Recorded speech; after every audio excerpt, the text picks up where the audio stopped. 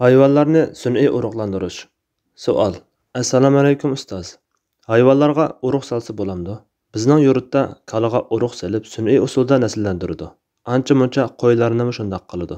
Buning islomdagi hukmi qandoq bo'ladigandir? Javob. Va alaykum assalom va rahmatullohi va barakatuh. Barliq hamd sana Janobi Allohga bo'lsin. Shundaqla payg'ambarimizga, oila tavobatlarga va uningga toki qiyomatgacha ergashganlarga durud salomlar bo'lsin. Kala va qo'ylarni sun'iy urug'lantirish mubah. Lekin urug'lantirish jarayonida urug'larning yo'riqliq va havo qatorliq tashqi omillarning ta'siriga uchrash natijasida go'shi va suti insonga ziyonli bo'lib qoladigan, hayvonlarning sortiga, nasliga ziyoni bo'ladigan bo'lsa, bu ziyonning darajasiga qarab hukm o'zgarishi mumkin. Bu ziyonni mol doktorlari va biologlar muayyanlashtiradi. Mol doktori bu ishga ish haqqi olsa durust bo'ladi. Uning bu ishi hadisda cheklangan doiraga kirmaydi. Chunki hadisda cheklangani erkak hayvonni sog'liqqa chaptirib berganga haq olishdir. Nafi rivoyat qiladi-ki, Ibn Umar radhiyallohu anhuma mundaq degan. Rasululloh sallallohu alayhi va sallam erkak hayvonni tishiga chaptirishdan topgan pulni cheklagan.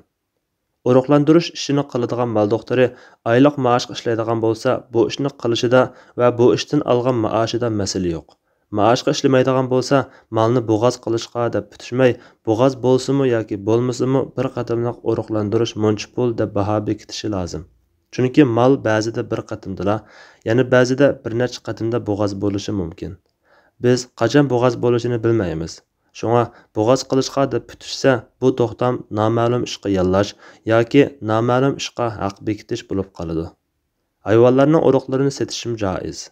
Shundaqla mol egalariga va doktorlarga qulay bo'lsin uchun yana sut va yoki boshqa ehtiyoj tufayli tishi hayvonlarning bo'g'oz bo'lish vaqtini bir vaqtga o'dinlash uchun chora ko'rishimi joiz.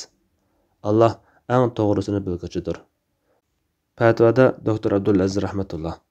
Fatvolar majmuasi 2-tom, 82 nomerlik fatvo.